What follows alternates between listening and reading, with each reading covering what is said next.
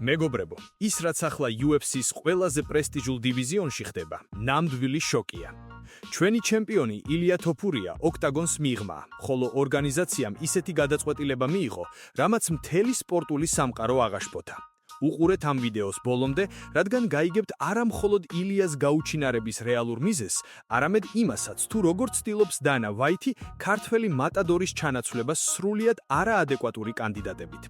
ეს ყველაფერი თქვენს წარმოდგენას შეცვლის მომავალ ტიტულოვან ბრძოლებზე. UFC-ს 155 ფუნტიანი მსუბუქი დივიზიონი ყოველთვის ითვლებოდა სიკვდილის ჯგუფად, სადაც ყოველი მეორე მებრძოლი ლეგენდაა. თუმცა დღეს ეს წონა უმძიმეს კრიზისს განიცდის. მიზეზი კი ისაა, რომ მოქმედი ჩემპიონი ილია თოფურია პირადი პრობლემების გამო დროებით ჩამოშორდა სპორტს. ბევრმა არ იცის, მაგრამ საუბარია სერიოზულ სამართლებრივ დავაზე მის ყოფილ მეუღლესთან. განკორწინება, შვილებთან დაკავშირებული საკითხები, ეს ის თემებია, რომლებიც ფსიქოლოგიურად ყველაზე ძლიერ ათლეტსაც კი ფიტავს. ჩვენ, როგორც ფანებს, უნდა გვესმოდეს, რომ მებრძოლებიც ადამიანები არიან და ოჯახური დრამა ზოგჯერ ოქტაგონზე უფრო რთული გადასალახია. მაგრამ აქ იწყება ყველაზე საინტერესო და სიმართლე გითხრათ, ცოტა გამაღიზიანებელი ნაწილი. ჩვენ გვახსოვს მშრალი პერიოდები სხვა დივიზიონებშიც, როცა ჯონ ჯონსი წავიდა, როცა დანიელ კორმიემ კარიერა დაასრულა, ან როცა დომინიკ კრუზის ეპოქა დასრულდა. თუმცა 155 ფუნტი ყოველთვის გამოირჩეოდა იმით, რომ ნებისმიერ დროს ყავდა ახალი ვარსკვლავები. ახლა დივიზიონი თითქოს ლიმბოში, გაურკვევლობაში აღმოჩნდა. ისლამ მახაჩევის ზედაწონაში ასვლის შემდეგ რეიტინგში მხოლოდ ნაცნობი სახეები დარჩნენ.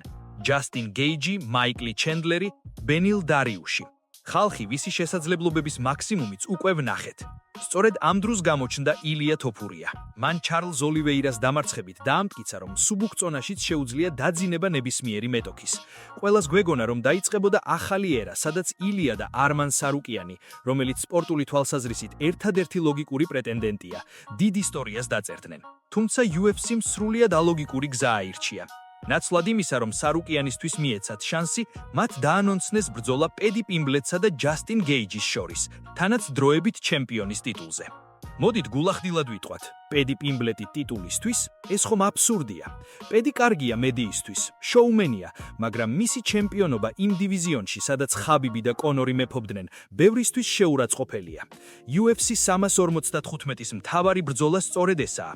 მიუხედავად იმისა, რომ ქარდზე შონ ომალე და ამანდა ნუნესიც არიან, გულშემატკივრების უმრავლესობა იმედგაცურებულია.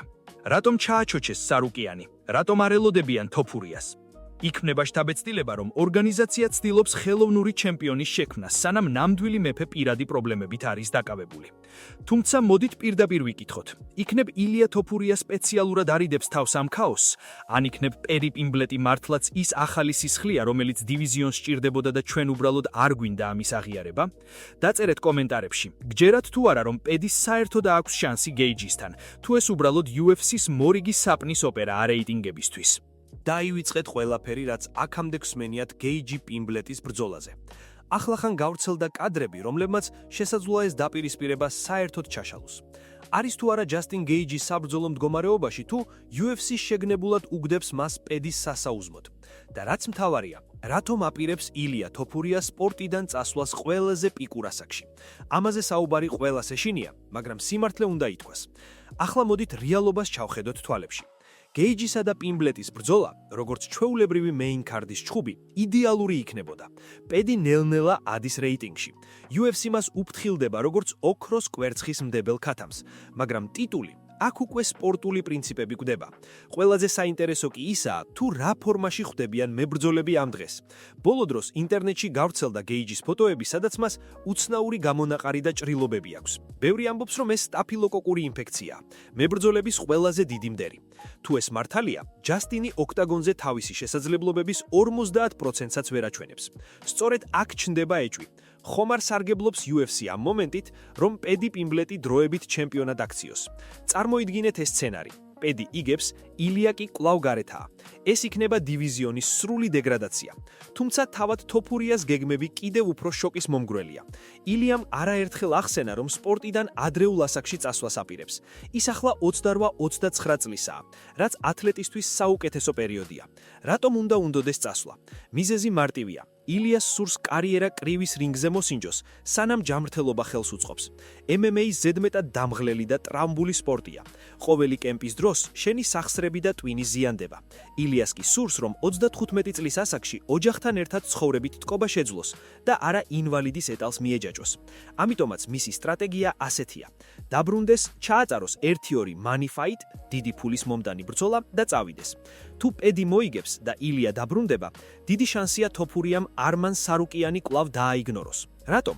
იმიტომ რომ პედისთან ბრძოლა გაცილებით მეტ ფულს და პოპულარობას მოუტანს, ვიდრე სარუკიანთან ტექნიკური და რთული დაპირისპირება.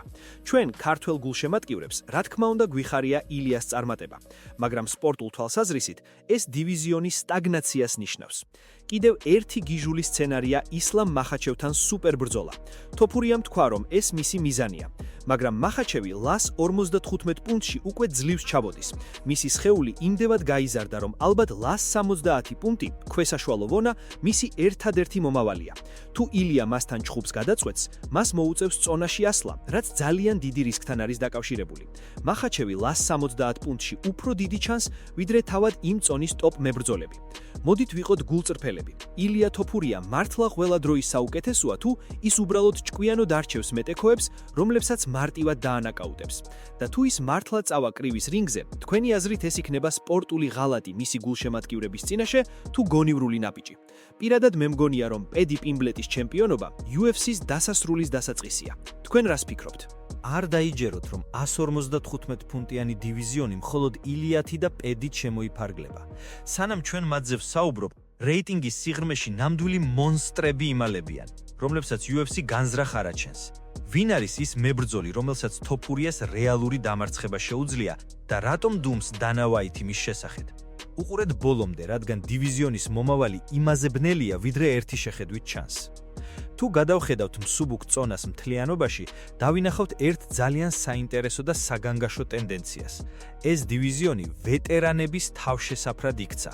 მაშინ, როცა 170 ფუნტში, ქვესაშუალო წონაში, ისეთი ახალგაზრდა ვარსკვლავები მოდიან, როგორებიც არიან იან გარი, მაიკლ მორალესი და შავკატ რახმანოვი, 155 ფუნტში ისევ ძველ სახელებს უტრიალებთ. დენ ჰუკერი, ბენილ დარიუში, რენატო მოიკანო, მაიკლ ჩენდლერი, ეს ხალხი წლები აქაა და მათი პიკი უკვე წარსულშია. ერთადერთი რეალური ახალი სისხლი, რომელიც სპორტულად იმსახურებს ყურადღებას, არმან სარუკიანია. თუმცა როგორც ვიცით, ის გაყინვულია UFC-ს მიერ. რატომ? იმიტომ რომ სარუკიანი არ არის გაყიდვადი. ის არის ზედმეტად ტექნიკური, ზედმეტად სახიფათო და ზედმეტად არაპროგნოზირებადი ორგანიზაციის ბიზნეს გეგმებისთვის. UFC-ს ურჩევნია პედი პიმბლეტი ჰყავდეს ჩემპიონად, ვიდრე სარუკიანი, რომელიც უბრალოდ ყველას ამარცხებს. ახლა დაუბრუნდეთ ჩვენს ჩემპიონს. ილიას თოფურიას დაბრუნება ზაფხულის შუა რიცხვებისთვის იგეგმება, მაგრამ თუ მისი სასამართლო დავა გაიწელა, დივიზიონის სრულ ქაოსში ჩაიძირება. წარმოიდგინეთ ყველაზე ცუდი სცენარი. პედი იგებს დროებით ტიტულს, ილია კი კიდევ ერთი წლით ვარდება. ასეთ დროს პედი ხდება ოფიციალური ჩემპიონი და ვის წინააღმდეგ უნდა დაიცვას მან ქამარი? ისევ ვეტერანებთან? ეს იქნება დივიზიონის დასასრული, რომელმაც ისეთი ლეგენდები გაზარდა, როგორიც BJ Penny ან ფრენკი ედგარი იყვნენ. ილიამ თქვა, რომ სურს იყოს დიდი და არა მხოლოდ ჩემპიონი. ეს ნიშნავს, რომ მას აინტერესებს მემკვიდრეობა, მაგრამ მემკვიდრეობა იქნება მაშინ, როცა საუკეთესოებს ამარცხებ. თუ ის დაბრუნდება და აირჩევს პედისთან ჩხუბს მხოლოდ ფულის გამო და მერე მაშინვე კრივში გადავა, ქართველი ფანების ნაწილი მას ამას ალბათ არ აპატიებს. ჩვენ გვინდა დავინახოთ მისი დომინაცია სარუკიანზე, ისლამზე, ოლივეირასთან რევანშზე. საბოლოო ჯამში 155 ფუნტი ახლა გზა გასაყარზეა. ან ის გააგრძელებს გზას როგორც სპორტული დისციპლინა, სადაც არმან სარუკიანი და ილია თოფურია საუკეთესოს გამოავლენენ, ან გადაიქცევა შოუთ, სადაც პედი პიმბლეტი და მსგავსი მედია პერსონები დადგამენ სპექტაკლებს. ილიას როლი აქ გადამწყვეტია. ის ან გადაარჩენებს ამ დივიზიონს თავისი დაბრუნებით, ან საბოლოოდ დაანგრევს მას თავისი წასვლით. მეგობრებო, მოდით ვიყოთ მაქსიმალურად კრიტიკულები. თქვენი აზრით, ილია თოფურია მართლა ქართველი ლეგენდაა თუ უბრალოდ კარგად გაპიარებული პროექტი, რომელიც პირველივე სერიოზულ წინააღმდეგობის წინაშე, მაგალითად სარუკიანის წინაშე დაიხევა? და საერთოდ, აქვს თუ არა UFC-ს ყურება, თუ იქ ჩემპიონები პედი პიმბლეტისნაირი ტიკტოკერები გახდებიან? დაწერეთ რას ფიქრობთ. არ მოერიდოთ მწვავე აზრებს. ყველას წავიკითხავ.